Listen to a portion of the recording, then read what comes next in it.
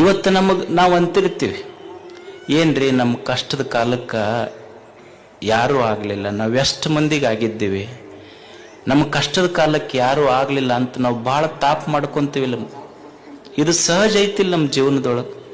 ನಮಗಿದ್ದಾಗ ಎಲ್ಲರೂ ಬಂದರು, ಕಷ್ಟದ ಕಾಲಕ್ಕೆ ಯಾರೂ ಬರಲಿಲ್ಲ ಅಂತ ಮಂದಿಗೆ ಹೀಯಾಳಿಸ್ತೀವಿ, ಮಂದಿ ಬಗ್ಗೆ ಮಾತಾಡ್ತೀವಿ. ಆದರೆ ಸತ್ಯ ಅರ್ಥ ಮಾಡ್ಕೋಬೇಕು.